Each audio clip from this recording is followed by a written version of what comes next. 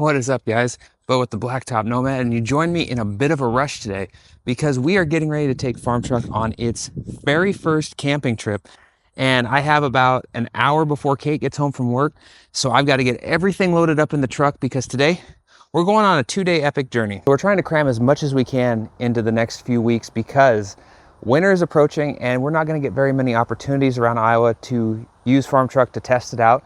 So we want to try and get in as many trips as we can while the weather's still fairly decent. So we've been kind of thrashing on this truck for the last couple days, getting it ready at least just to make a makeshift camp, and so we can just get out there and test it and see how it is. The plan is we're going to try and make our way all the way to Viking Lake State Park today, and that's about 2.5 hours away from where we are currently. And knowing she's going to get home at about 4 o'clock, it gets dark at about 7.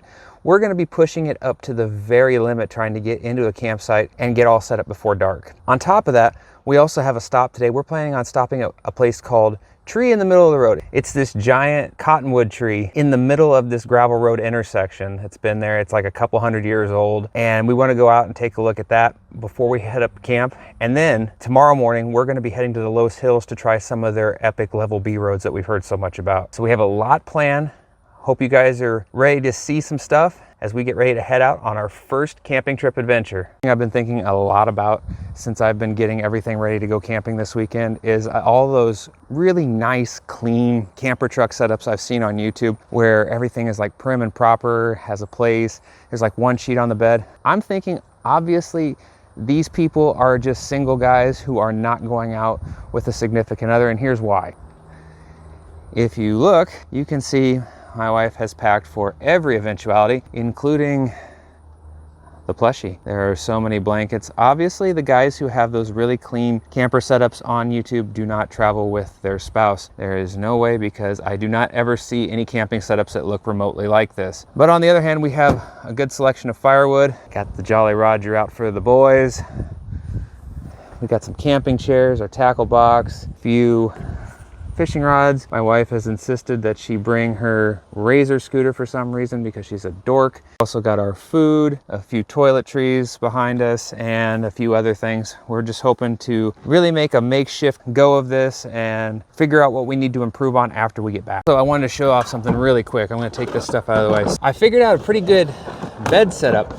I found this free futon mattress on the curb at a job site I was working at. I was like, that would be perfect. And it actually is. It fits just snugly between the bed rails. It's really nice and padded, so it's gonna be comfortable. It gives us about 2 foot of space at the end so we can put all of our supplies in.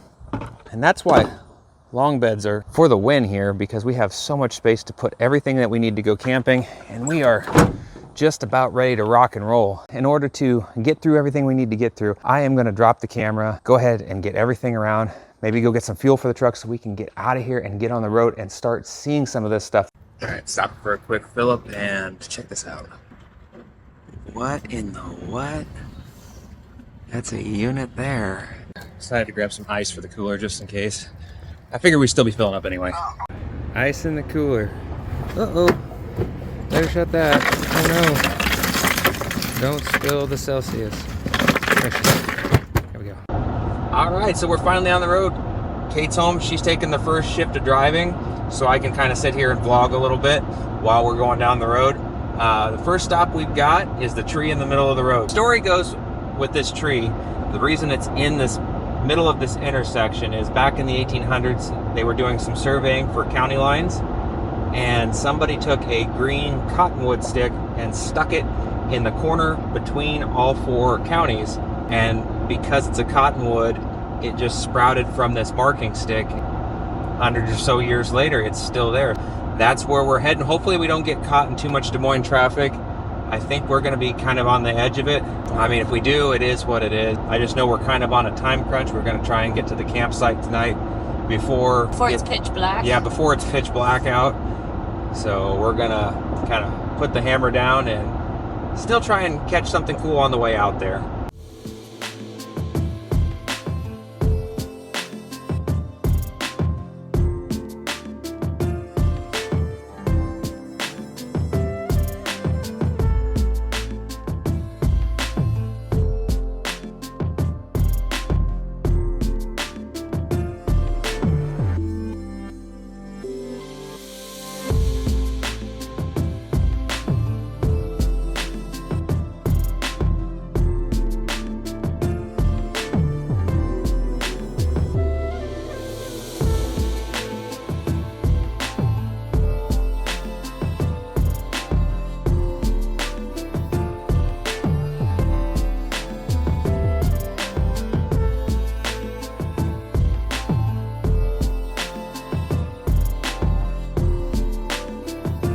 we made it. This is it.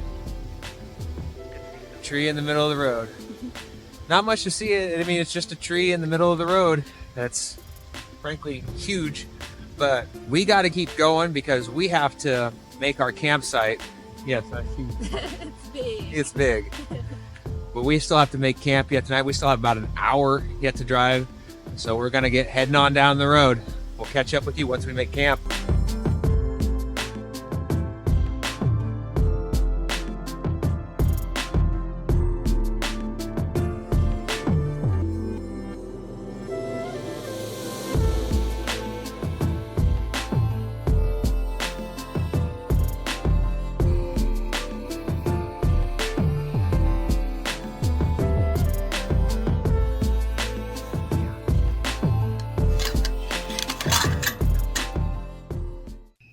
Well, we made it to our overnight halt for the night. Gonna get farm truck all unpacked, and we're gonna get ready to set up camp and hopefully have some dinner here really soon. All right, Kate's getting our lights hung up. I'm getting the power pack out, and this is something we picked up just to charge our phones because obviously there's no service out here and I don't want to drain the truck's battery. And rather than getting like an expensive like Goal Zero or a Blue Yeti, $26.99 on Amazon.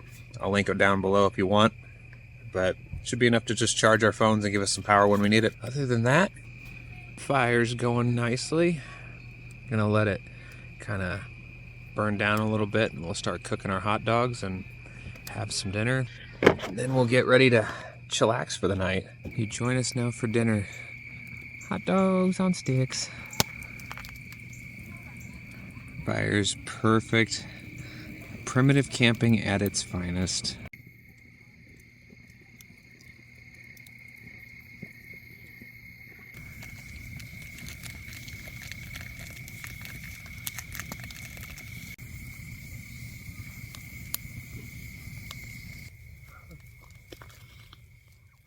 How's your s'more? Very good. I got it like perfect so it wasn't melt like brown and on fire. What are you thinking about camping so far? Pretty nice. Well, that's officially going to do it for us for the evening. We're going to head to bed so we can get up early. So we'll catch up with you guys tomorrow when we're heading to the Loess Hills. See you in the morning. Oh, good morning, YouTube. Welcome back. We are just getting up after experiencing our first night in the camper, and it went pretty well, but we did figure out a few flaws, especially with the canvas and dew. So if you look, our hot air from our bodies and the cold air outside did what can only be described as dew. We have like one of those galaxy ceilings now. So that was definitely something I didn't actually think about before, so it has me thinking maybe we should actually ditch this in favor of a hard topper. But I mean, this is unseasonably cold, so I don't know if this would happen during the summer or not when we'd be doing the majority of our traveling. It's something we'll have to think about a little bit. But other than that, the futon was fairly comfortable. Way more comfortable than an air mattress, that's for sure. We had raccoons come and visit. They left paw prints on the cooler we left outside. We also heard a lot of coyotes around 3 o'clock, and apparently we're very close to the main train rails that run to Council Bluffs and back, because I think I heard like 24 trains through the night. But we're gonna go ahead and get around a little bit, go for a little hike, and kind of let some stuff dry out, and then we're gonna head out and try and find some of those level B roads on the Loess Hills.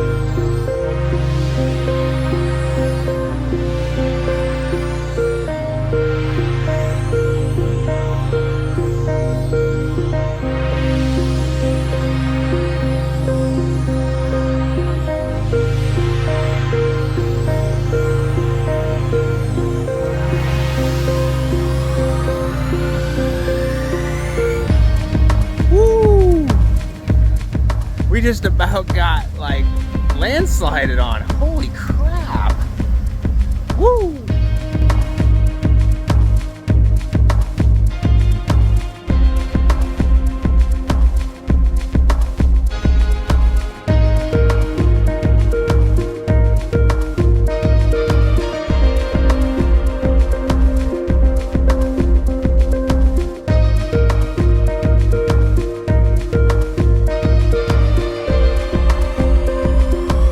I managed to see this just like chilling in the side of the hill, but As we were driving. yeah, it's an old Anheuser-Busch bottle. Like, I don't know, that's just cool. Just found it right there in the hill.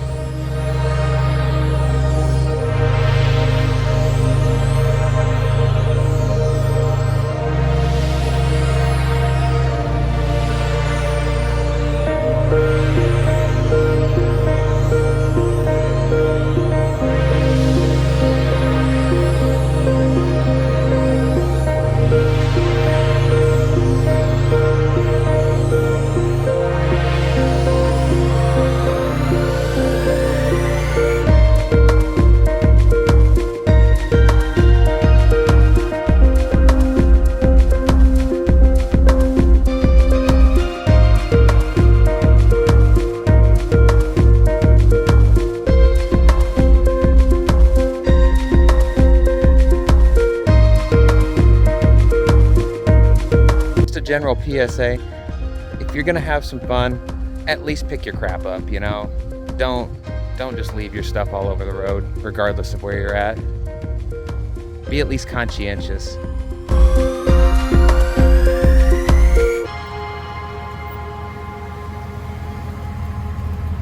Well, that's our journey through the Loess Hills Level B roads. I think now we're gonna kind of regroup and head back to town the long way. So I think we're going to stop in Malvern. I think so. Oh, there's bugs attacking me. Sorry. And we're going to hit like Corning. And if we are still feeling any energy, maybe hit Winterset, hit a couple covered bridges. I did know we're finding things out about the farm truck, the things we do and don't like. We might have to make some major changes coming up. I'm a little worried. I thought I heard either pinion slip or U-joint slip, I don't know what, and that kind of worried me. So there's that.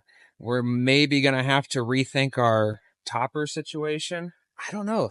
You know, we may have to change things. That's why we had to try it. I was gonna say, this is why we test things. This is why we test things. But this has been really enjoyable. I really enjoyed going and getting to see all these different kinds of roads out here. We about got landslided on once. That was kind of scary, but overall, this has been really fun so far. So we're gonna slowly start making our way back to town. I think we might have to break this up into two parts. Going to end off the video here. We'll just catch up with you guys in the next video. So until we see you down the road, take care, everybody.